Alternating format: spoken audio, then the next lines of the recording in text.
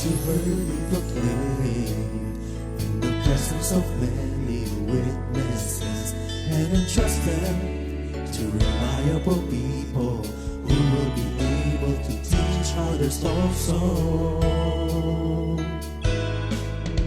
Take the teachings you heard me proclaim in the presence of many witnesses, and entrust them to reliable people who will be able to teach others also. Take the teachings you heard me proclaim in the presence of many witnesses, and entrust them to reliable people who will be able to teach others also. Take the teachings you heard me proclaim in the presence of many witnesses, and entrust them to reliable people who will be able to teach others also. 2 Timothy 2:2. Hallelujah, 2 Timothy 2:2. Praise the Lord. 2 Timothy 2:2. You and me, let us proclaim the gospel. 2 Timothy 2:2. Hallelujah. 2 Timothy 2:2. Praise the Lord. 2 Timothy 2:2. You and me, Let us proclaim the gospel of Jesus Christ. Take the teachings you heard me proclaim in the presence of many witnesses, and entrust them to reliable people who will be able to teach others also. take the teachings you heard me proclaim in the presence of many witnesses, and entrust them to reliable people who will be able to teach others also. 2 Timothy 2:2. Hallelujah, 2 Timothy 2:2. Praise the Lord. 2 Timothy 2:2. You and me, let us proclaim the gospel. 2 Timothy 2:2. Hallelujah. 2 Timothy 2:2. Praise the Lord. 2 Timothy 2:2. You and me, Let us proclaim the gospel of Jesus Christ. The harvest is plenty, but the workers are few. And as for me and my house, we will serve the Lord. We will serve the Lord.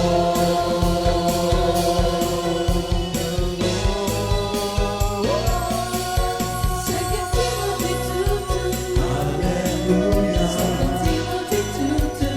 Praise the Lord. 2 Timothy 2:2. You and me, let us proclaim the gospel.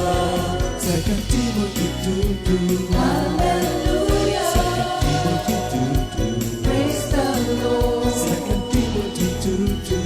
You and me, Let us proclaim the gospel of Jesus Christ.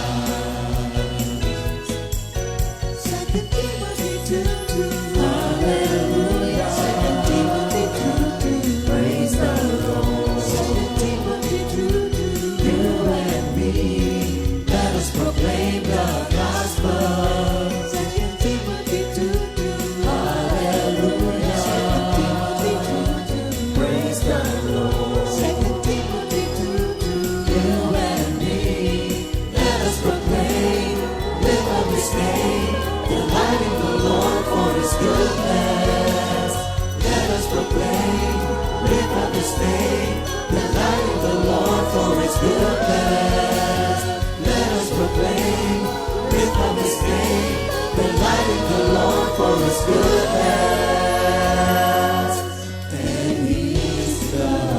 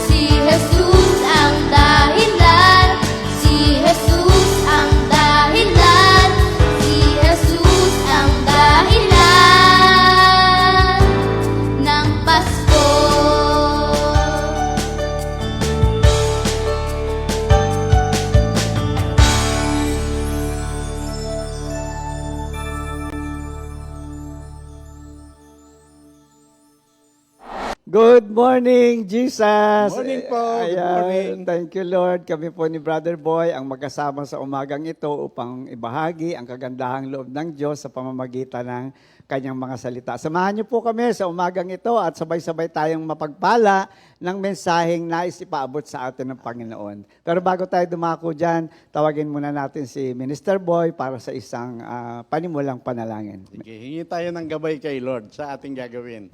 Aming Ama, salamat po at sa pagkapili mo. Napakabanal po ng gawain mo, kaya marapatin mo nga po kami dalawa ni Brother Ernie. Pakalinisin mo ang aming puso't isip, O Lord. Wala pong makagambala sa paghahayag ng napakaganda, napakabuting balita na pinadadala mo, O Lord. Salamat po aming Ama, mapagpala po kaming lahat at banal mo pong Espiritu ang marinig naming nangungusap at makinabang po kaming lahat sa mensaheng padala mo. Purihin ka't dakilain. In Jesus' name, Amen. and amen. Talaga Hallelujah. rin naman. Thank you, Lord. At patuloy ang gawain, kahit na ano pa man yung mga anniversary, mga holiday, mga... Hallelujah. Ayan, tuloy-tuloy po. Ang mahalaga po dito ay patuloy tayong nakaririnig ng magandang balita. At sa umaga pong ito, ang pag-uusapan natin ay may kinalaman sa Pasko, no? Bagamat sabi ko, tinitignan ko rin yung pag-aaral ko, parang Holy Week yata ang dating. Hindi, no? Pagka pinag-usapan ng Kristo, sabi nga, on season or off season, ang mahalaga ay maitanyag at maibantog lagi ang pangalang Jesus. So, magsisimula po tayo sa ating pag-aaral sa pamamagitan ni Minister Boy na siyang magbibigay ng unang mensahe. Minister Boy? Amen, amen. Salamat na maging bahagi ng inyong Kapaskuhan kahit medyo tapos na. Pero hanggang bagong taon naman, hanggang Three Kings ang Pasko. Ang Amen. selebrasyon parang hindi natatapos.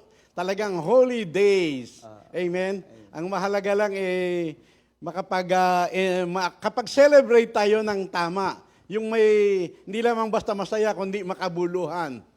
Tandaan natin, malapit nang dumating ang Panginoong Jesus. Amen. At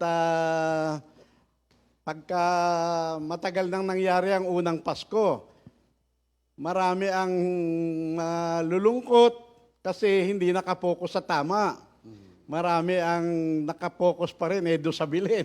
Hinahanap mo bilhin. Wala nang bilhin ngayon. Kahit sa COD. Wala na, bilhin oh. sa COD. Wala na yung dating pinanonoran. Ang inaantay natin ngayon yung Second Advent. Pero maganda magnilay-nilay pa rin sa Kapaskuhan. Ang topic natin ngayon ay mula sa 2 Corinthians 9:15. Amen? Sa 2 Corinthians 9:15, ganito pang nasusulat. Sa NIV, let us thank God for His indescribable gift. Thanks be to God for His indescribable gift. Sa Tagalog ay salamat sa Diyos dahil sa kaloob niyang walang kapantay. Ang mensahe ng ating Panginoon, makinabang po kami, Panginoon, sa nag-iisa at napakaikling talatang ito, pero napakayaman ng laman. Mangusap ka, Lord, at mapagpala po kaming lahat. In Jesus' name. Amen. Amen. Hallelujah. So, pagka binasa mo yung 2 Corinthians 9:15, subukan yung basahin sa iba-ibang version. Kahit sa Tagalog, salamat sa Diyos dahil sa kaloob niyang hindi masayod. Salamat sa Diyos dahil sa kaloob niyang hindi maipaliwanag. Marami. Let us thank God for His inexpressible gift. Let us thank God for His priceless. Let us thank God for His unspeakable gift. Nakaranas ka na ba, Brother Ernie, nung karanasan na halos para bang hindi mo maikwento, parang takantaka ka? Na Oo. Hindi ka halos makapaniwala? Oo, totoo yan. Hindi nga ba ako'y demandado ng bangko at hindi ko mabayaran yung bahay at lupa ko. Biglang may nag-abot sa iyo ng $9,000 na hindi mo naman inuutang, hindi mo naman hinihingi. Bang, hindi, sabi nga, words get in the way. Pagka ikinwento mo sa iba, hindi ka paniniwala. Oo, sabi nun, posible yan. Totoo yun. So, yun. Ako meron akong karanasan na parang hanggang ngayon manghang-mangha ako. Nung makarating kami sa Grand Canyon, sa Nevada ba yan? Nagulat ako kasi hangang-hanga ako sa mga gawa ng tao na nasa, yun talagang nasa kaayusan lahat sa estate. Pero nung mapunta kami ng Grand Canyon, lulan-lula ako, hangang-hanga ako, ang nakita ko, walang iba kundi yung gawa lang ni Lord eh. Wala kasing improvement ang tao ron. Parang ang naramdaman ko, para akong si Moises na nasa harapan ng burning bush. Kaya hanggang ngayon, bihira ko na ikwento sa iba. Pero puro bato lang naman. Pero bakit hangang-hanga ako? Hanggang ngayon, pagka naalala ko, pagka medyo nalulungkot nga ako, inaalala ko lang yung nakarating ako ron, sapat na. Wala akong nakita kundi yung kamanghamanghang gawaan ng Diyos. Totoo naman yun. Pagka may mga kamanghamanghang karanasan ka sa Panginoon, Amen. yun ang binabalikan mo eh. Yun ang nagbibigay sa iyo ng lakas uli, ng pag-asa. Totoo yun. Sa 2 Corinthians 12, tama ba yung aking pagkaalala? Si San Pablo ay merong karanasan, sabi niya, merong isang Kristiyano na dinala ng Panginoon Oo. sa ikatlong langit. Tama. Hindi niya lang raw alam kung iyon ay pangitain o totoo. Ang Diyos lang ang nakakaalam. At yun ay nangyari, 14 na taon na ang nakaraan. Ibig sabihin, hirap siyang ikwento. Sabi niya doon, naririnig sila na hindi marapat sa tainga ng tao at hindi man lang marapat na banggitin ang bibig ng tao. Parang lula-lula siya. Pero mo, makarating ka ba naman ng ikatlong langit? Kaya ang sabi ni San Pablo, ipagmamalaki ko ang taong iyon, pero hindi ang aking sarili. Baka kung ano isipin nyo sa akin, maniwala man kayo o hindi. Nangyari Basta yan yun. sinasabi ko sa inyo, totoo. Yung mga ganun ba? Ganoon ang Pasko sa tunay na Kristiyano. Mamamangha ka talaga. Let us thank God for His indescribable gift. Amen? Indescribable, inexpressible, very precious, beyond telling, priceless, unspeakable. Hindi mo maipaliwanag at hirap ka maipagsabi. Ano nga ba yung kaloob ng Diyos na hindi kayang ipaliwanag at hindi kayang isalarawan? Si pastor nga nagtatanong ano ba, paano nyo ba isasalarawan ng Pasko? Sabi sa amin ni pastor, na marami kami nagtitipon ng mga patriarch. Paano nyo isasalarawan ng Pasko? Sumagot ako ng mahina. Sabi ko, larawan na hindi maisalarawan. Narinig ni pastor, pero hindi man niya ako pinansin. Pero ang nasa sa isip ko, 2 Corinthians 9:15. Amen? Kaya lamang, sa panahon natin, parang ilan-ilan ang ganyang kaisipan. Kasi masyadong naging commercialize ang Pasko. Sabi nga nung isang kapwa natin manggagawa, nalulungkot siya, yung burden ng kanyang heart.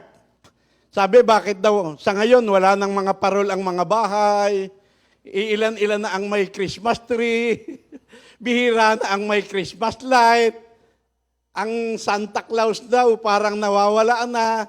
Huwag mo ikalungkot yan. Kasi sinasadya ng Diyos na may time tinatanggal niya lahat ng distraction. Tinatanggal niya talaga ang distraction sa ating buhay para ma-focus tayo doon sa katotohanan. Tatandaan mong lagi yung Matthew 17, yung Mount of Transfiguration, na andun si Moises, nandun si Elias. Pero sabi ni Pedro, ipagtatayo namin kayo ng kubol, kayong tatlo. Pero biglang nagliwanag, may ulap na tumakip sa kanila na sobrang liwanag. At narinig nila mula rin sa ulap na ito ang minamahal kong anak na lubos kong kinalulugdan. Makita mo nawa kung papaanong siningle out ng Diyos, Ama, yung kanyang anak na walang pwedeng ipares, walang pwedeng itulad, hindi mo pwedeng ipantay ang sino man sa Panginoong Hesus. Amen? So, sabi ng Isaiah 42 verse 8, walang pwedeng umagaw ng aking karangalan, ni humati sa kaningningang para sa akin lamang. Tangi sa Diyos lamang yan. Itong Paskong to, hanggang sa Three Kings, hanggang sa Bagong Taon, hayaan mo nawa na ang ating maging focus center ay si Jesus na muling nabuhay. Amen? Ang sabi ng 2 Timothy 2:8, alalahanin mong lagi si Jesus, ang muling nabuhay, ang mula sa angkan ni David. Ito ang mabuting balita na aking ipinangangaral. Huwag kang pumokus doon sa Jesus na isinilang sa sabsaban. Tapos na yon, inaala-alala na lang natin. Kung matuon ka maron, kapraso lamang. Ang mahalaga, mayroong Jesus na ang sabi sa John 17 verse 4, ipinakilala ko sa kanila ang iyong karangalan. Natapos ko na ang mga ipinagagawa mo sa akin. Amen? Diyos na bumaba sa lupa at ginawa ang lahat ng kanyang mga purposes at natapos niya na. Masarap yung finished work, mga kapatid. Amen? Yun ang tunay na mabuting balita. Sabi nga ng pinakanta natin lagi yung Jesus is the reason for the Christmas season. Huwag mo lang kinakanta yan. Kailangan mapokus ka kay Jesus talaga. Tandaan mo, mahabang panahon na pinagplanuhan ng Diyos ang unang Pasko. Alam mo ba kung saan nagsimula ang pahayag sa pagparito ng Panginoong Hesus? Sa Genesis 3:15 pa lamang. Amen? Na kayo ng babae ay aking pag-aawayin, binhi mo at binhi niya ay lagi kong paglalabanin. Ang binhi niya ang dudurog sa iyong ulo at sa sakong niya ikaw ang tutuklaw. Amen? Yan ang first prophecy ng pagparito ng Panginoong Hesus. Yan ang first announcement ng gospel. First revelation of the covenant of grace. Na sa kabila ng pagkakasala ng tao, nakatingin ang Diyos sa solusyon. Amen? Hindi katulad ng maraming tao ngayon. Ala na, konting problema lang, lugmok na. Marami ang nagsasabi na dyan sa Genesis 3:15, yung babae ay si Eva. Marami ring nagsasabi na yung babae ay si Virgin Mary. Pero ikaw ngayon na nakikinig, huwag mo nang guluhin ang isipan mo dyan. Kung sino man yung babae. Ang mahalaga, ang prophecy ay tungkol doon sa binhi. Binhi na dudurog sa ulo ng ahas. Mga kapatid, huwag mong guluhin ang isipan mo dyan. Amen? Binhi ng babae na dudurog sa ulo ng ahas. At yan nga ang nangyari sa kapanahunan natin. Amen? Kaya lang, magtataka ka, parang ang tagal-tagal. Genesis 3:15, tapos sa kapanahunan natin, 1,000 taon na yan. Para bang pabaya ang Diyos na hinayaan niyang nasa kasalanan ng tao sa mahabang panahon. Pabaya ba ang Diyos? Wala ba siyang malasakit sa mga nilikha niya? Mga kapatid, maraming talata sa Biblia na nagpapahayag na ang pagsubaybay ng Panginoong Hesus sa mga Israelita, kahit anong araw pa, tuloy-tuloy, hindi siya nang iwan kailanman at hindi nagpabaya. Amen? Yung kanilang kinaing mana na espiritual, si Jesus. Yung kanilang ininom na tubig na espiritual, si Jesus. Ang nagpabukas ng dagat na pula, walang iba kundi si Jesus. Yung ulap na nag-iingat sa kanila, laban sa init ng araw, si Jesus. Yung apoy na nagbabantay sa kanila tuwing gabi, si Jesus. Mga kapatid, hindi nagpabaya ang Diyos. Kaya tututo ka dyan. Pagka naintindihan mo yan, hindi mo iintindi si Santa Claus. At walang Santa Claus. Nakakalungkot na. It's a myth. Sabi ng Acts 17:30, mahabang panahon na hindi pinansin ng Diyos ang hindi pagkilala sa Kanya ng tao. Pero itong kapanahonan natin, hinihiling niya na ang lahat ng tao ay magbalik loob, magsisi sa kanilang kasamaan. Amen? Maituwid, hindi pa huli ang lahat, mga kapatid. Pero malapit nang dumating ang Panginoon. Binhi ng babae na dudurog sa ulo ng ahas. At yan ang nangyari sa kapanahonan natin na ating ipinamumuhay. Matagumpay na buhay ng Kristiyano. Ang sabi ng 1 John 3, verse 8, dumating ang anak ng Diyos upang wasakin ang lahat ng gawa ng kaaway. Amen? Tayong tao ang ibig na tulungan ng Panginoong Hesus. Kaya siya naman ay nagkatawang tao, may laman at dugo, upang sa pamamagitan ng kanyang kamatayan ay maigupo niya ang dyablo na siyang may kapangyarihan sa kamatayan. Ayon kay San Pablo, ang kaloob ng Diyos ay sobrang napakabuti, napakadakila at kamangha-mangha. Amen? So good, so great, and so wonderful. So, maaaring ikaw ngayon, marami kang problemang pinagdadaanan, magulo ang isip, pero dumaan na ang Pasko, pero ang mahalaga, minsan kasi, iniisip mo yung laman ng bulsa mo, kapos ang budget, dadating pa yung mga inaanak mo, o kaya naman dumadanas ka ng karamdaman o anumang sakit, ang dami-daming isipin. Pero,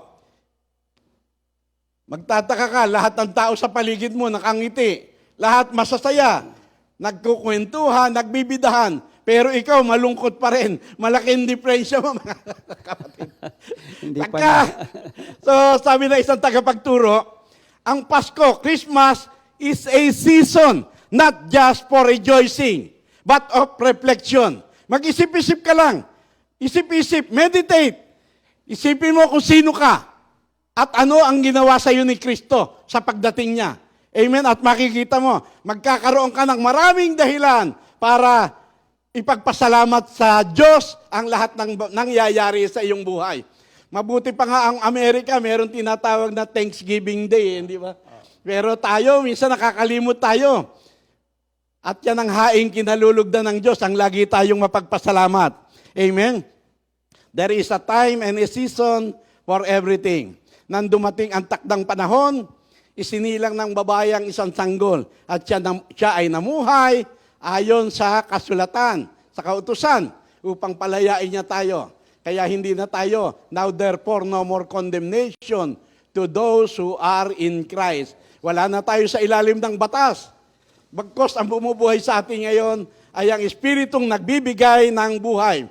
Huwag kang tumulad sa mga kalaban ng gospel. Ulitin ko, huwag kang tumulad sa mga kalaban ng gospel.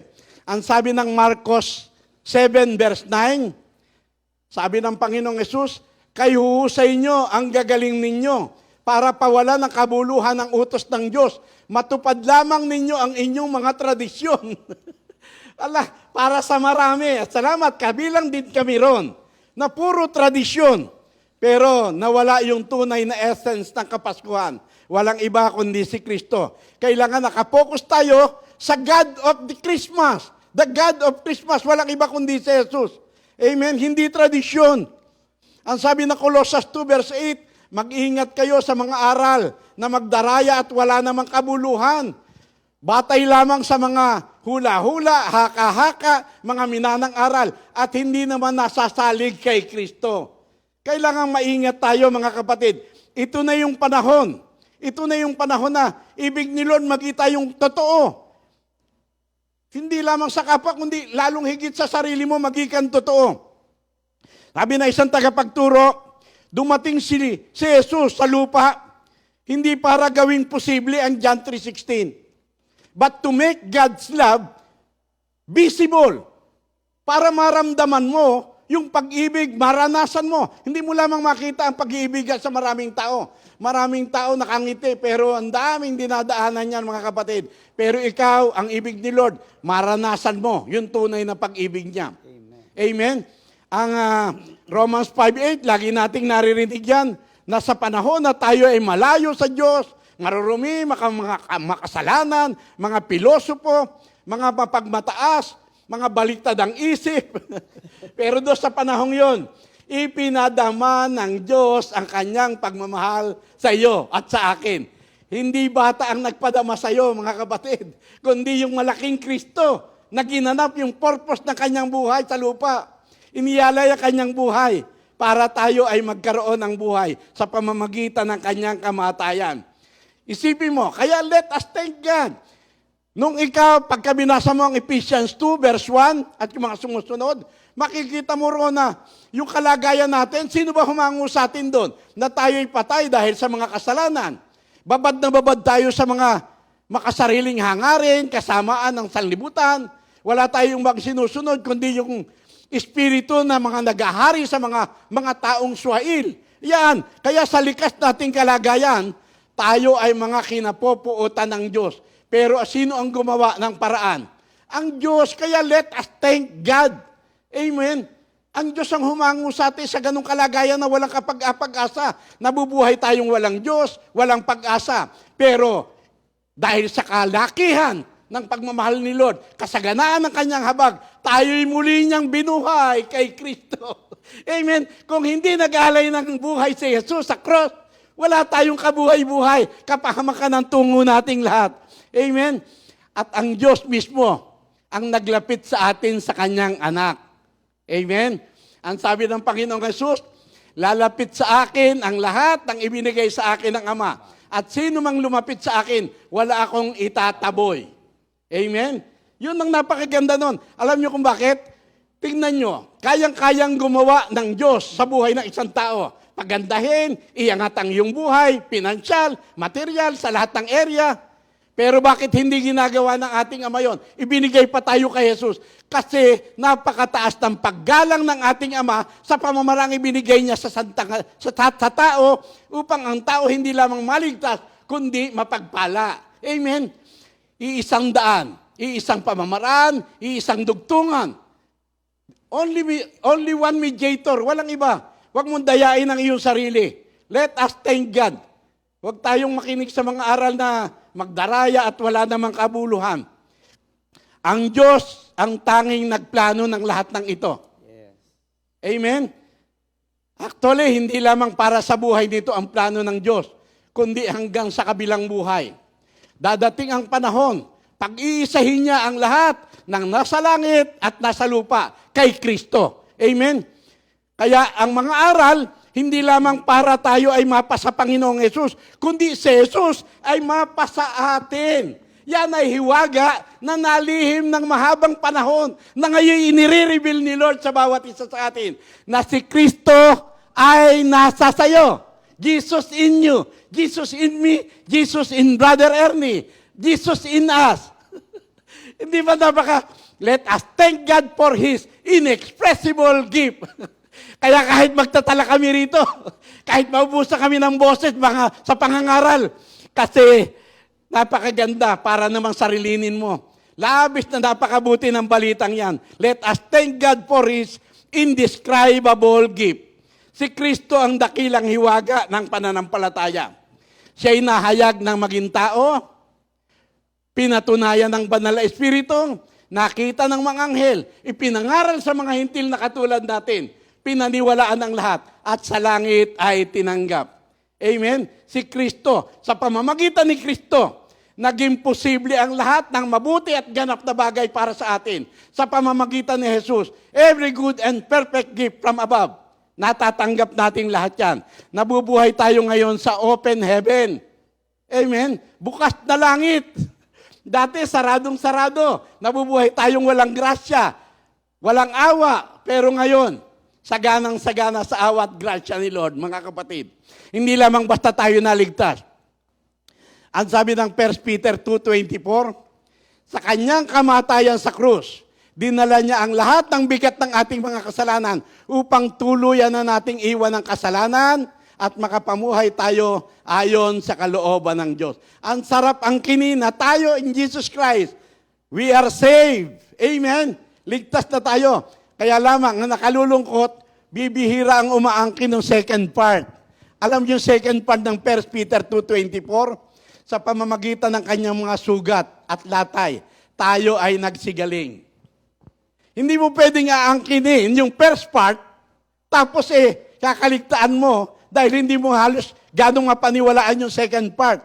Ikaw ay pinagaling ni Lord. Sa lahat ng uri ng sakit mo, karamdaman, pati sakit ng bulsa mo, pinagaling na ni Lord yan. Mga kapatid, sakit ng isip, alam ko naman, nararanasan ng marami yan. Yung mga dating magagalitin, ngayon, konti na lang. Mga dating palasigaw, Konti na lang din. konti na lang. Hindi man lubusang naalis, pero ang mahalaga, konti-konti na lang. Amen? Sabi ng ganyan kagandang ginawa sa atin ni Kristo. Kaya pagka nanatili ka sa baby Kristo, nagkakamali ka dyan. Si Haring Solomon, sa Ecclesiastes 7:1 ay nagpahayag. Ang sabi ni Haring Solomon, higit na mabuti ang araw ng kamatayan kaysa sa araw ng pagsilang. Merry Christmas sa inyong lahat. At ako'y tuwang-tuwa rin. Sabi nga ni Brother Ernie kanina, kumusta na ang Pasko? Masayang-masaya ako ng Kapaskuhan kasi, halimbawa, ngayon, kalilipas ng Pasko, pinagpe-prepare ko na yan for another Christmas. Hindi para sa aking sariling kaligayahan, kundi para magi akong kaligayahan ng maraming tao na nasa paligid ko. Kaya lahat ng nasa sa akin, para sa inyo. Nakuha niyo po ba? At hindi ako nangihinayang dyan. Masayang-masaya ako dyan kasi alam ko na ang lahat ng yan ang nagkaloob ay ang aking Diyos. Let us thank God for His inexpressible gift. Nang tanggapin mo si Kristo, ano pang bagay ang hindi kayang ipagkaloob ng Diyos sa'yo? Amen. Iniyalay nga ni Jesus ang kanyang buhay para sa'yo. Ano pang bagay ang pwede niya ipagkait sa'yo? Lahat todo yan. Taya pamato, mga kapatid. Mga kapatid, ang bait ng Panginoon sa atin. Hindi lamang kaligtasan, hindi lamang kagalingan, kalusugan, kundi paglaya sa lahat ng umaalipin sa iyo. Upang tayo ay palayain sa lahat ng bumibihag sa atin, iniyalay ni Jesus ang kanyang buhay dahil sa kasalanan, ayon sa kalooban ng Diyos, para makalaya tayong lahat. Amen? Kaya hindi lamang kaligtasan, hindi lamang kagalingan, hindi lamang paglaya, kundi buhay mismo ang tinanggap natin. Yan ay patotoo mismo ng Diyos. Pagka hindi ka niniwala sa patotoo ng Diyos, ano paniniwalaan mo? To those who believe, Jesus, the Son of God, has the testimony of God in their heart. Amen? Yung patotoo mismo ng Diyos na nasa sa ating mga puso. Tingin mo kaya, bakit binili ng Biblia na ipagkatiwala mo sa Diyos lahat ng iyong kabalisahan? Kasi siya yung Diyos na buhay na patuloy na kumukup-kup sa atin. Amen? Mabait ang Diyos. Tayo buhay na alaalaga ng Diyos, buhay na nakaugnay sa Kanya, buhay na walang hanggan. Hindi lamang sa kasalukuyan, kundi pati sa darating. Amen? Isang buhay na marangal. Sabi ng Romans 8:30, mula't-mula pa kilala na tayo ni Lord. At tayo itinalaga upang maging katulad ng Kanyang bugtong na anak. At yung kanyang mga itinalaga, kanyang tinawag, at yung kanyang mga tinawag, kanyang pinawalang sala, at yung kanyang mga pinawalang sala, kanya namang binigyan ng karangalan. Kaya yung buhay ko noong araw na para bang tago-tago, para nakahihiya, pero ngayon binigyan niya ng karangalan. Kahit saan ngayon, kahit kanino nakaharap ka, na malinis ang iyong buti. Amen? Mga kapatid, pagka naintindihan mo mga ginawa ni Kristo sa'yo, nako, hindi sasapat ang salamat. Hindi sasapat ang maraming salamat. Ipaglilingkod mo talaga ang buhay mong yan. Si Jesus na walang kasalanan, inaring makasalanan upang tayo ay mailapit sa Diyos at mapabanal sa pamamagitan niya. Amen? Siya na mayaman ay nagpakadukha upang ikaw, ako, tayong lahat ay magsiyaman sa pamamagitan ng kanyang karukhaan.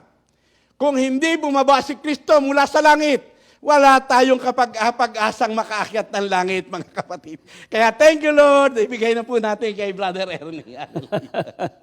Natutuwa ako kay Minister Boy pag nagsishare kasi hindi lang kasama ang bibig, kasama ang puso. No? Kaya talagang hindi ka pwedeng di mahawa sa kagalakan sa mga bananggit ng ating kapatid na tunay na pagpapala sa mga taong nakakaunawa, sa mga taong tumanggap. Unang-una ng kanilang kawalan at nakita nila ang pangangailangan nila sa Diyos. At salamat na lang po at mapalad tayo at nakita natin yun. Bago tayo dumako sa pangalawang pag-aaral, ay bumati muna tayo sa mga may kaarawan ngayong December 26. Unang-unay, Sister Vilma Delirio. Ayan. Brother Johnny, happy birthday po. Brother Johnny Hernandez. Brother Nathaniel Patulay. Ayan. Happy anniversary kay Brother Richard and Sister Donna Viones. Happy birthday po. Merry Christmas. Sama-sama na lahat. Happy anniversary. Siya po ay si Brother Richard and Sister Donna Viudes. Ayun. Sige po.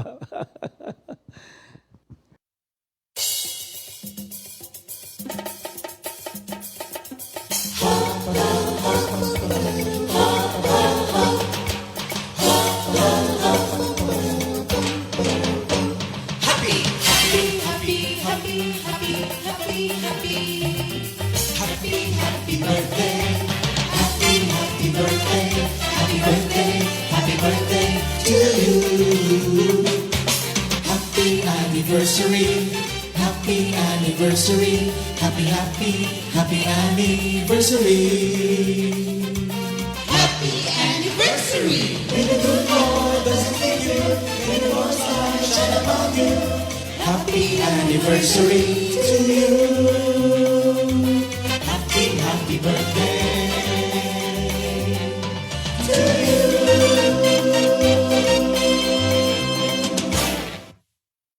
Ayan, happy birthday, happy anniversary, at again, Merry Christmas. Sabayan na natin ng Happy New Year. Ando na lahat. Alam nyo, habang nagsasalita si Minister Boy, ang isang nag-struck sa akin, sabi niya, i-reflect ninyo. No? Masyado nga tayong busy, masyadong maraming pinagkakaabalahan. Ang naalala lang yung gastos. Ang naalala lang yung pagod. At minsan, ang naalala, nagbigay ako, hindi ako binigyan. Minsan, pinagpala na, ang naalala yung sama ng loob. So yung sabi mo nga kanina, ba't ka malungkot? Puro sama ng loob yan. At alam niyo ba, ang Pasko po ay isang magandang balita sa mga Kristiyano. Pero sa mga hindi mananampalataya, alam niyo bang ang Pasko ay ang panahon na there are more people committing suicide? Mas maraming nagpapakamatay ng Pasko. Sa madaling salita ay sa kanila ang Pasko ay hindi good news, bad news, ano? Nakakaawa po at kahabag-habag ang mga tao. Kaya nga po napakapalad natin na patuloy tayong nakakarinig. Nanghihina rin naman tayo, nalulungkot din naman tayo, no? Nagkakamali, nabibigo.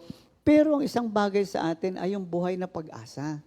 At sa aking pong panig sa pag-aaral pong ito, binanggit na lahat ni Minister Boy yung benefits. Pag hindi ka pa naman nalula sa benefits. Pero, ang tignan natin, ano ba itong benefits na ito? Magic lang ba? Ano ba ito? Basta na lang mabili. Sige, bigay ko sa inyo. Alam niyo ba, ang nais ko hong pag-usapan natin is the cost of the gift. Hindi ba tayo pag nagregalo, ang unang tatanong mo, ano kaya magugustuhan nito, di ba? Masisiyahan kaya siya dun sa regalo. So,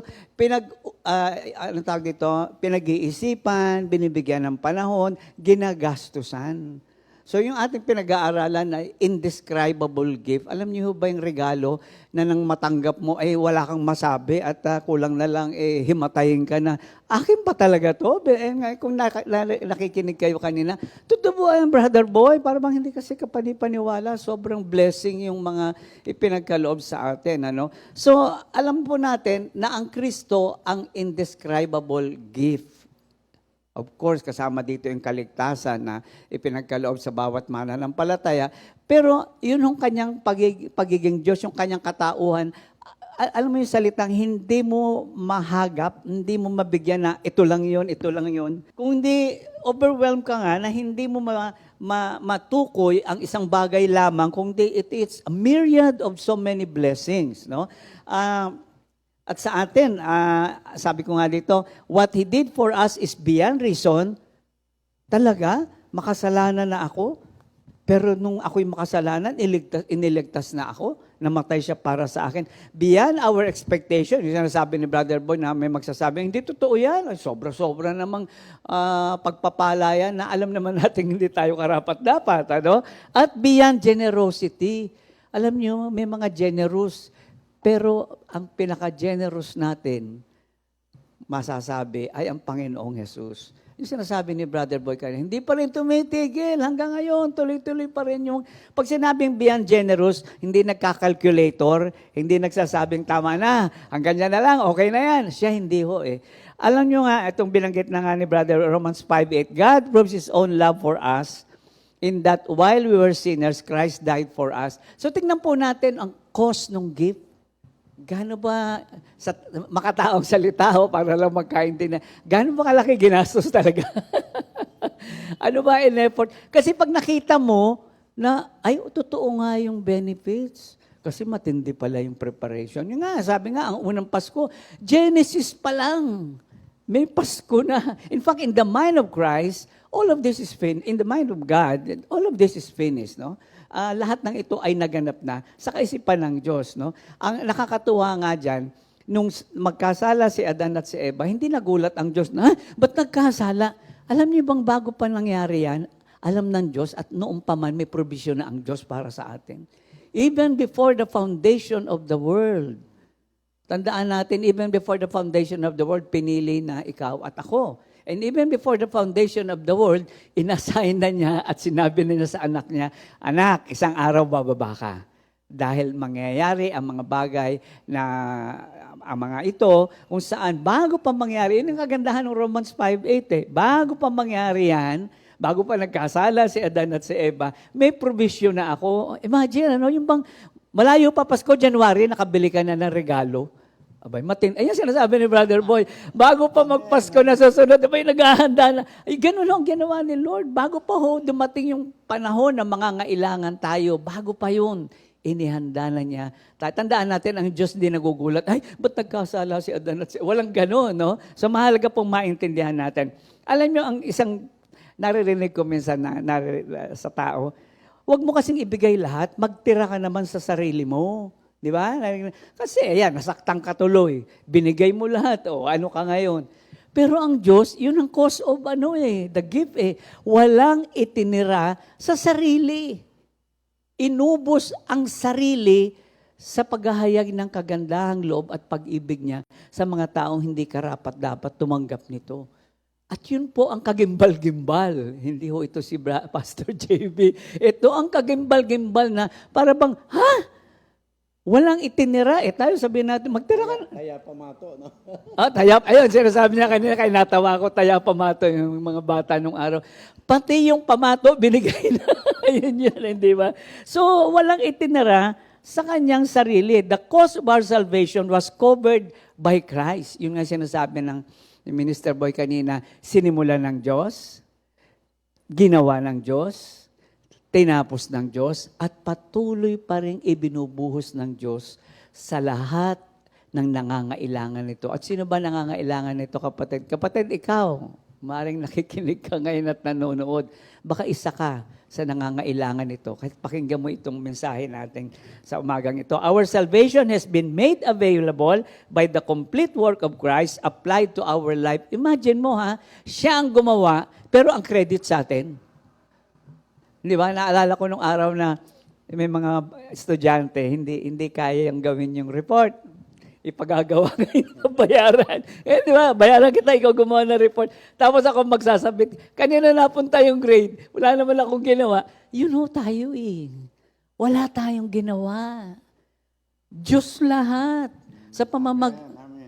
Sa pamamagitan ng kanyang anak na si Jesus. So, lahat ng ginawa niyang mabuti, kumbaga sinasabi niya, naniniwala ka ba sa kagandahang loob na ipinagkakaloob ko sa iyo? Yes po, dahil kailangan ko po. Yan ang isang bagay na nakita ko. Sino ba ang talagang nakakapagpahalaga?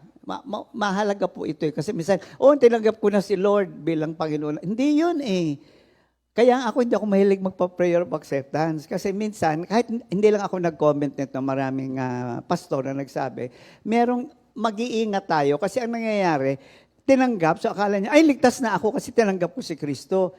Pero walang repentance.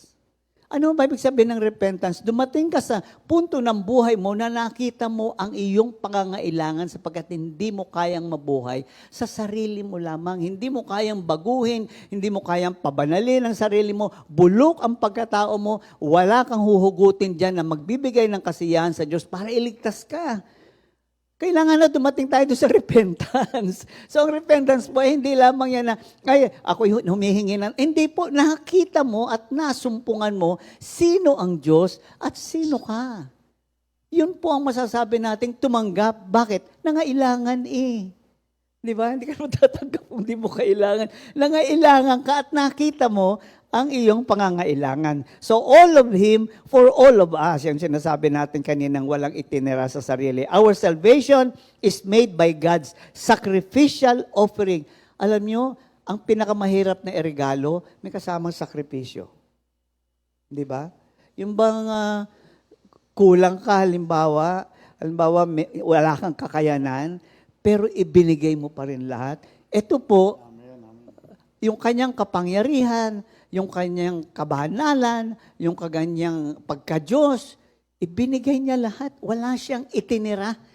upang makita natin na yun ang ibig sabihin ng pag-ibig. Walang pag-ibig na walang sakripisyo at siya ang modelo nito. No? Sa paghahandog ng Diyos sa atin, hindi ho ito basta binigay, o sige, parang daanan mo na lang lahat yan. Hindi ho. Sa simula pa lang, pagbaba pa lang niya dito, sakripisyo na yun. Iniwanan niya yung kanyang pagka-Diyos. Through the death of His Son, Jesus Christ on the cross. So tignan po natin ang cause of this gift. No? Unang-una, God condescend to us not by reminding us of our smallness and neediness, but rather by stooping to us. Natutuwa ako dito. Kasi ang sabi dito, ang Diyos na makapangyarihan sa lahat na gumawa ng langit at lupa at may kakayanang gumawa ng kahit na anong bagay, ay yumuko sa tao.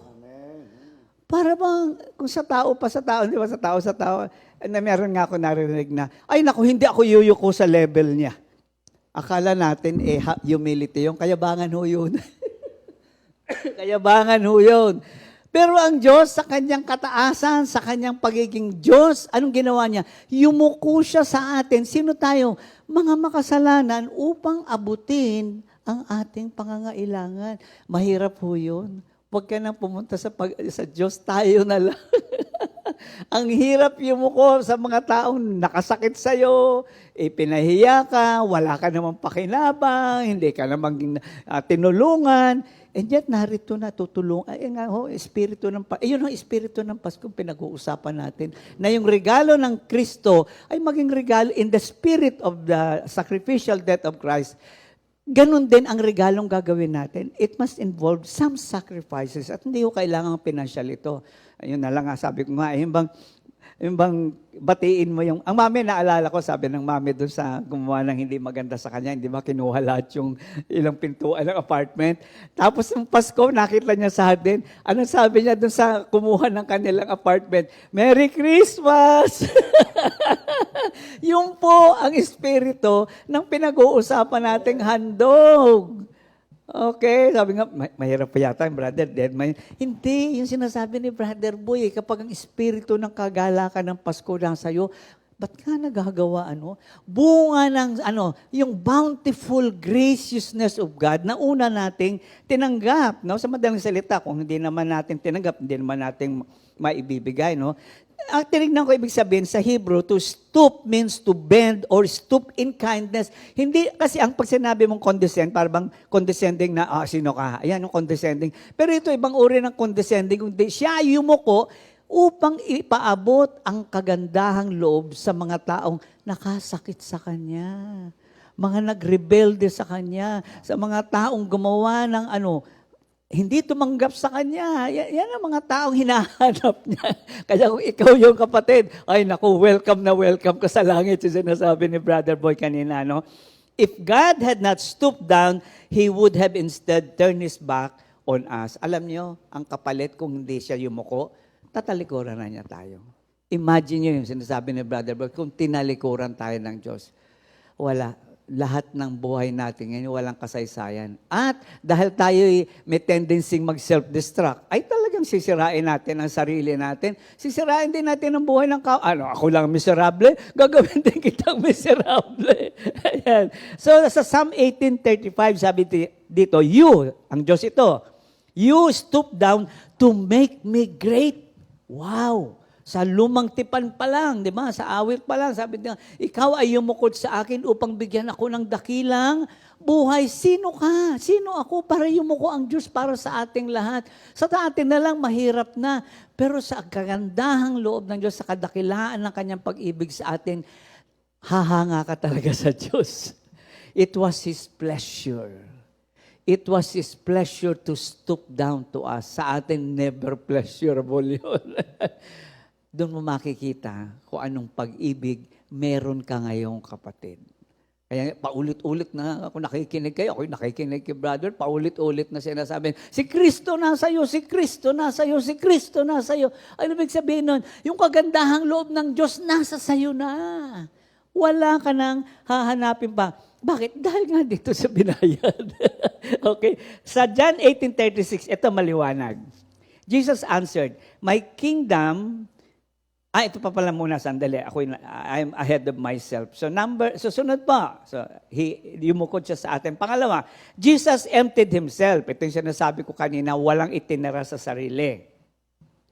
It does not mean that he stooped down, he stopped being God. Instead of coming as a king, which he is, he chose to exhibit his unlimited power. So ano ibig sabihin itong in-empty niya yung kanyang sarili? Ibig sabihin nito ay hindi siya tumigil ng pagiging Diyos. Isinatabi niya ang kapangyarihan niya bilang Diyos. Alam niyo, tinestify niya kay Pilate yan. Anong sabi niya sa John 18:36? Jesus answered, "My kingdom is not of this world. If my kingdom is of this world, my servants would fight, so that I should not be delivered to the Jews, but now my kingdom is not from here." So sabi niya, alam mo, kaya ako narito sa ganitong kalagayan, dahil kumbaga sinasabi natin, hindi ko ginamit yung pagka-Diyos ko. Kasi pag ginamit ko ang pagka-Diyos ko ngayon, ay ubus kayo lahat. Ang mga anghel. Sabi niya, yun yung ibig sabihin nun. No? He emptied himself na yung kanyang privilege bilang Diyos, isinaisang tabi niya. Mahirap yon. Tayong mga tao mahilig sa privilege. Mahilig tayo sa benefit. Paano kung hindi ibinigay? Paano kung wala ang Diyos? Lahat ng privilege niya, lahat ng benepisyo niya. Nagsimula yan sa Christmas, sa pagiging sanggol pa lang, ipakikita natin mamaya. Isinaisang tabi niya. What a humble God we have. No? Yan ho, ibig sabihin ng humility. Kaya hindi ko pwede magsabi na, ay, humble ako. Sandali. Intindihin natin ang ibig sabihin yan. Kanina, sacrificial. Ano pangalawa ito? Isinaisang tabi ang privilege. Saan natin makikita yan? Philippians 2:7. Instead, he gave up his divine privileges. He took the humble position of a slave and was born as a human being. Ano to? Ang hari ng mga hari at Panginoon ng Panginoon ng buong sangkatauhan, ng buong sangsinukob ay naging isang alipin. Ano ba ang kanyang public ministry? Jesus, puntahan mo kami, pagalingin mo kami. Jesus, pakainin. Jesus, alam mo, kung sa tao lang, parang, teka, wala na bang matitira para sa sarili? Pagod naman din ako. Di ba? Tandaan natin, tao rin siya, nararamdaman niya lahat yun. Alam niyo, yung pakiramdam na parang sobra ang demand ng tao sa'yo, na parang, sandali, baka nakakalimutan yung tao lang din ako. Wala kang narinig na ganun. Yun ang isang matinding regalo. Buong buhay niya, nung siya ay tao, itinalaga niya sa paglilingkod. Ayun sinasabi ni Brother Boy, bagamat yung paglilingkod namin, nakatiting doon sa ginawa ng Panginoon. Bakit? Narinig ba tayong reklamo? May narinig ba tayong nagtatanong sa Ama na ano ba itong binigay mong buhay? Wala po. There was this complete obedience to the Father. And that complete obedience of a human being, the second Adam, is the reason why we are now enjoying the benefits na sinasabi ni Minister Boy. Abay, matindi ho. Hindi ho bastang sinabing namatay sa krus. Hindi ho. Sa unang Pasko pa lang, dinanas na niya lahat ito. So maliwanag po sa atin ito, no? The King of Kings and the Lord of Lords of the universe became a slave. Nagpakababa siya. Siya mismo ang gumawa at nagtalaga sa kanyang sarili na ibaba ang sarili niya. Wow. Okay? Makikita rin natin ito. Unang-una, though eternal, Jesus entered the earth as an infant. He made himself vulnerable before man. Alam niyo, mga hayop, pagka yan pinanganak, isda, paglabas niya, lalanguin na.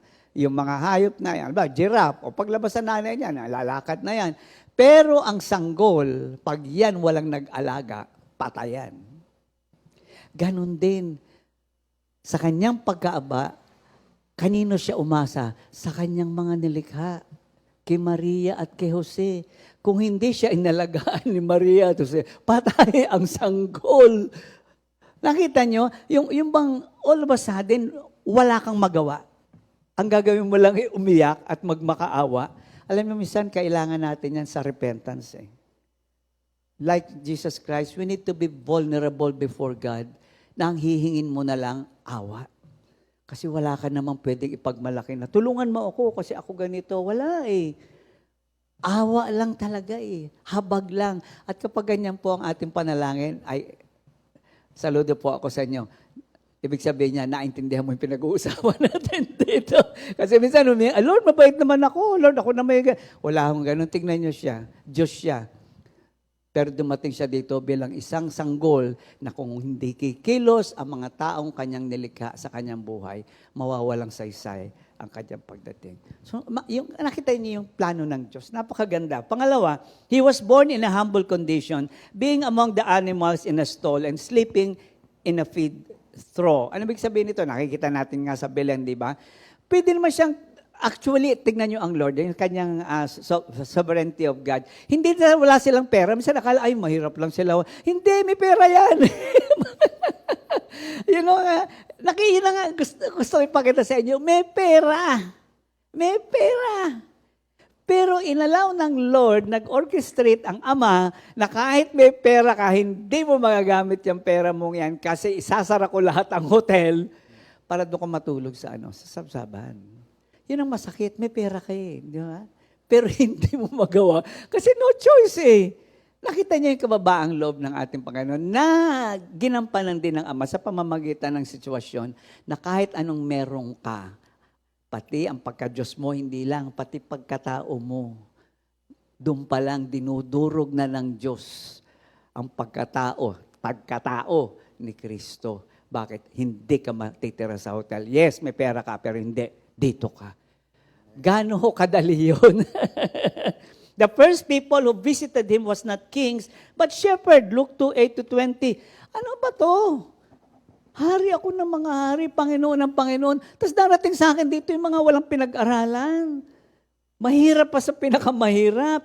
Yung pinakaaba pa sa pinakaaba, aping-api. Kasi yung iba, kumbaga, natutulog na sa bahay nila siya, hinahamog doon sa sa sabsaban Kasama nitong mga, hindi ba? Gusto natin, di ba, identified, ang tawag dito, kaano ko nito, identify, yung mga, na yan, sila Ayala, mga kaibigan, di ba? Siya hindi alam niyang ginawa niya, he identified himself with the lowest of man.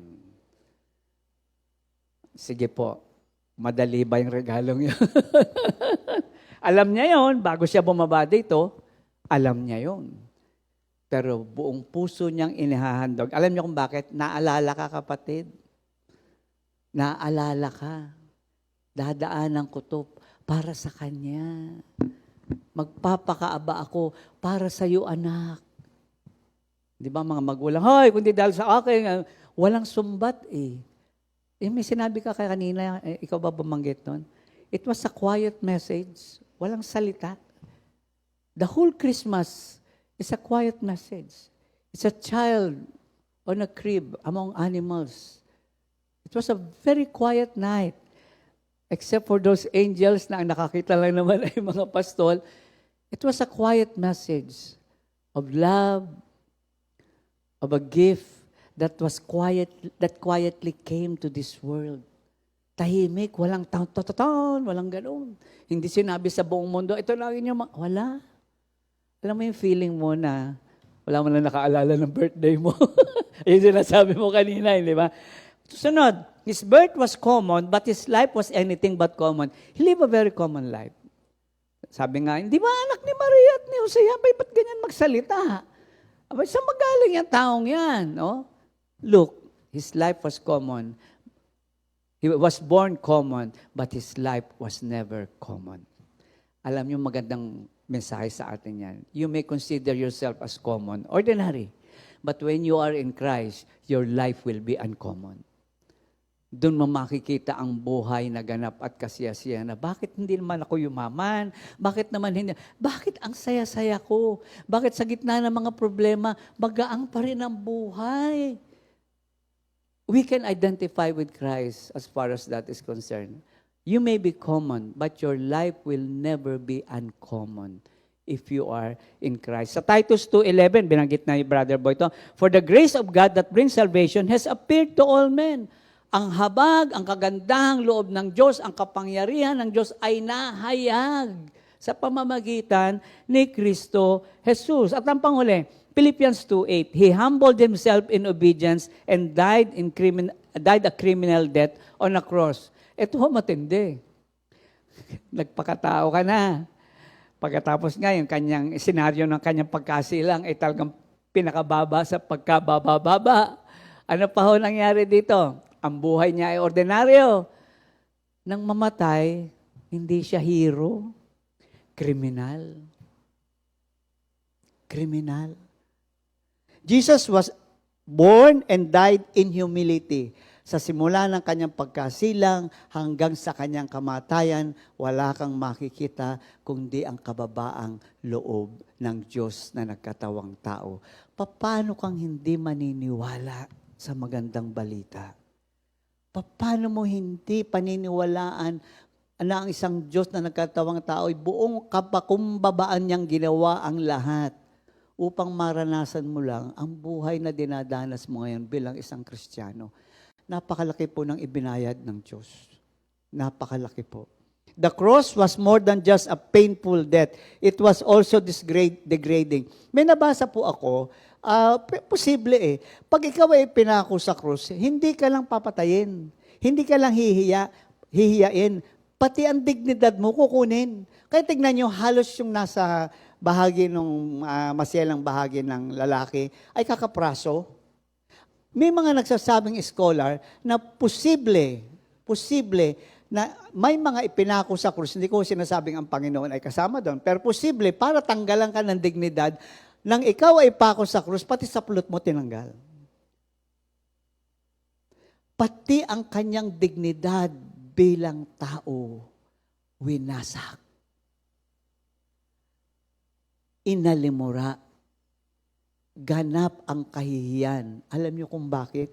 Itinaas Wala naman sa baba. Eto, tignan niyo. Tignan niyo kung sino ito. Masakit na yung alimurain ka. Pagsabihan, kung talagang Diyos ka, Pero pati ba naman yung dignidad niya bilang tao? Kinuha pa. Kapatid, gaano kadali yun? Sa atin na lang. Pero alam niyo kung bakit? Para magkaroon ka ng dignidad ngayon bilang tao. Yung sabi nga ni Minister Boy, dumating tayo sa punto ng buhay natin na puro sira ang ginagawa natin, puro kawalandyuhan, hindi ba? Kasi nga pati, meron nga akong ginawang awit, sabi ko nga sa awit na yun na namatay ka para sa isang katulad ko na walang karangalan, walang dignidad. Yun lang makita. Wala akong dignidad. Ikaw may dignidad, nagkaganyan ka. Pagkatapos ako, walang dignidad, binigay mo sa akin yung dignidad mo. Isinuko mo yun para sa akin. Nakakaiyak yun. Nakakaiyak yun. Pag hindi mo pa naintindihan, ay talagang sabi nga ni Brother Boy, wala ka ng pag-asa. Pero sa grasya ng Diyos, may pag-asa sa mga taong. Ulitin ko, it was also degrading, humiliating, and form of execution. Alala ko yung misis ko nung araw, sabi niya sa akin, huwag ka na magsalita, sampalin mo na lang ako. Mas masakit yung sinabi mo. Ganon din ho dito Matindi ho ang nangyari sa kanya. Alam niyo ang mas masakit dito? Siguro kahit tayo sabihin natin para sa anak natin, sige, handa akong mapapako sa krus, di ba? Handa akong lahat na to. Pero pag yung pinersonal ka na, nasaan ang pagka-Diyos mo? Ngayon, hindi ka makapagsalita. Masakit yun. At sino ang gumawa sa kanya? Yung mga mismong gusto niyang iligtas. Yung mismong kanyang nais na abutan. Kaya nga sabi niya, Ama, patawarin niyo sila sapagkat hindi nila binigyan pa ng katwiran. Nadadanas niyo ba yon? Sinaktan ka, ikaw pa naghahanap ng katwiran. Nadadanas na natin yung Brother Boy, hindi ba? Baka siguro pagod. Hindi naman siguro sinasadya. Ito po yun Ito po yung ipinararating sa atin ng Diyos. Okay? But instead, died innocently. Walang kasalanan. Tayo, mapagbintangan lang. Pag nagwala, talaga naman. Pero siya, wala siyang kasalanan. Ni katiting na karumihan, wala siya. Alam niya yung. And yet, dinanas niya ang pinakamatinding pwedeng danasin ng kahit na sinong nilikha sa ibabaw ng mundo. Wala hong iba. Bakit? Alam niyo bakit? Ang Diyos mismo ang nagparusa sa Kanya. Lahat ng galit ng Diyos sa atin, lahat ng dapat nakaparusahan, dapat nating tanggapin, ibinuntun sa anak. Gaano kadali sa Ama yun? Gaano kadali sa Ama yun? Kaya nga sabi niya, para sa atin, di ba? Ama, Ama, bakit mo ako Hindi, Diyos ko, Ama, Ama, Ama, Ama, no? Ama, Ama, bakit mo ako pinabayaan? No? Or, it was a statement, not for him that he was complaining. It was a statement for us to realize how much the cost of the gift was. Tinalikuran siya for the first time in eternity. Tinalikuran siya ng Ama. And it will never happen again. Hell is all about God turning His back on us. And Jesus Christ suffered hell. Wala na po siya. Ibinigay na po niya lahat. Pati yung dapat na tayo pumunta sa impyerno, ibinigay na po niya lahat. Dinanas na po niya lahat. And shamefully, in public view, sa harap ng maraming tao, hiniya siya sa maraming tao. Doon sa mga pinagaling niya, sa mga kamag-anak niya, sa mga disipulo niya. Hiyain ka sa mga taong kilala ka. Di ba tayo magtatago na? Tinanggap niya lahat ho yun. Ewan ko pag hindi pa kayo naiyak. Outside the city, ito pa. Hindi minarapat na siya ay ipako sa krus doon sa loob ng syudad. Alam niyo saan siya pinako? Doon sa basurahan. Doon sa tapunan, hindi ka pwede dito. Doon sa ano yan, doon sa basurahan yan ipako. Kasing baho niya yung, kasing dumi niya yung, kasing, oh. Wow. Kaya sabi nga natin kanina, Mapapawaw ka. hindi, tsaka parang, wala ka na masabi. Yan yun eh. Ano pa anong sasabihin ko? Wala na akong masabi. Ganong katindi? Yes. Kaya itong Christmas na to, minsan nakita lang natin yung bata sa Belen. Reflect, sabi nga ni Minister Boy, tingnan mo uli. Tingnan mo uli. At magandang kung kailangan iiyak ng may pasasalamat. Salamat po. Salamat po. Wala naman tayong mababalik kung hindi pasasalamat lamang. Hindi ho ito emosyonal. Ito po ay isang Diyos na nangungusap sa ating lahat na ngayong Pasko. Kung meron kong pwedeng regalo mo sarili mo. Wala siyang kailangan sa'yo. Kailangan niya ikaw sapagkat siya'y dumating dito para iligtas ka. Ang kailangan lamang ay isuko mo ang iyong buhay. Hayaan mo siya. Pagkatiwalaan mo siya kung ano pa man. Dahil alam niya kung anong gagawin sa atin. And because of Christ, we have been, ito yung sinasabi ni Brother Boy, and because of Christ, we have been promised provision, protection, comfort, guidance, deliverance, forgiveness of our sins, eternal life, and so forth, and so forth. Sige, pag hindi ka pa naman nabilaukan dyan. Wala mapapanganga ka na lang Akin lahat yan. Pati buhay na walang hanggan, pati kapatawaran, pati pag-ibig. Wala na akong masabi. And finally, hindi ho natapos yun. Alam niyo kung bakit? Sabi nga doon sa Romans 8:32, He who did not spare His own Son, but delivered Him up for us all, how shall He not with Him also freely give us all things?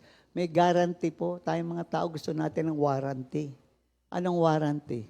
Ang guarantee ang Kristo. Ang warranty itong Romans 8:32. Parang sumbatan sa tao. Binigay na nga lahat Binigay na nga yung anak. Ano pa pang ibibigay? Wala na. Inubos na ng Diyos ang pwedeng ubusin niya para ipakita lang na mahal ka. At ginagarantiya niya, kung namatay ang anak ko para sa iyo, ano ba't hindi ko ibibigay ang lahat? Yung sinasabi ni Brother Boy.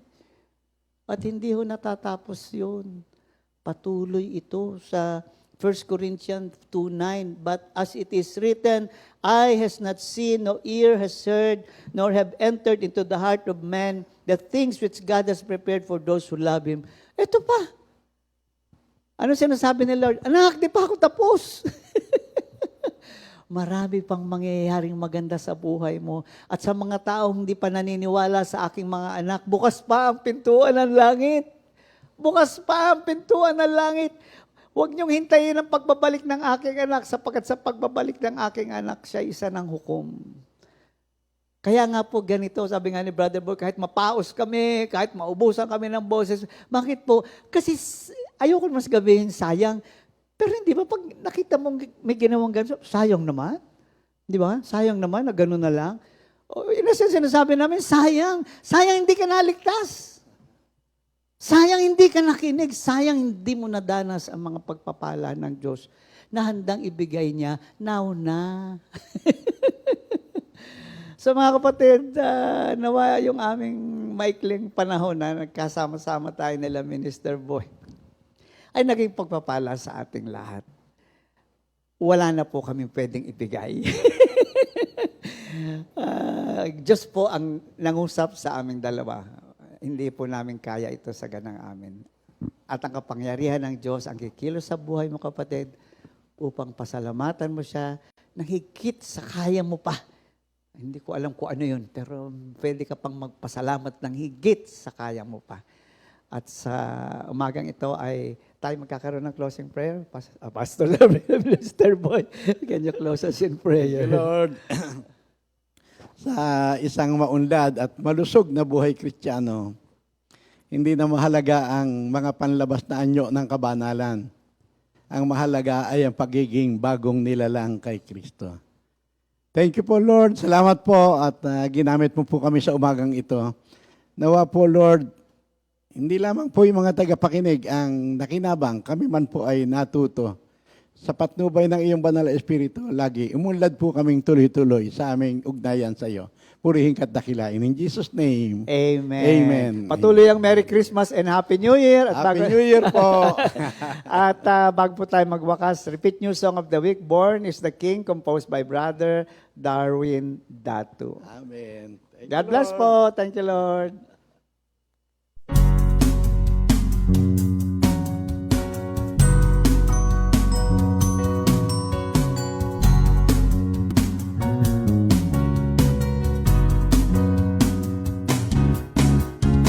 On that peaceful night, in a place called Bethlehem, an angel proclaimed, bearing the good news.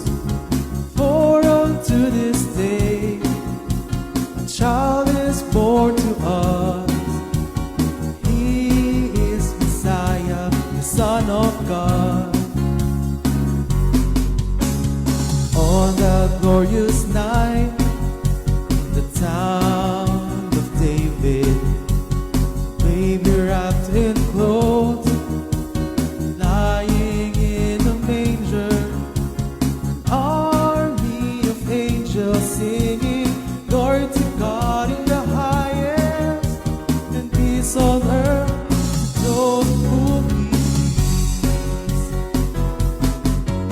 Our Savior Jesus Christ, the begotten Son of God. Our Savior Jesus Christ, He is the Word of God. Our Savior Jesus Christ, the greatest gift of God. Emmanuel, born is the King.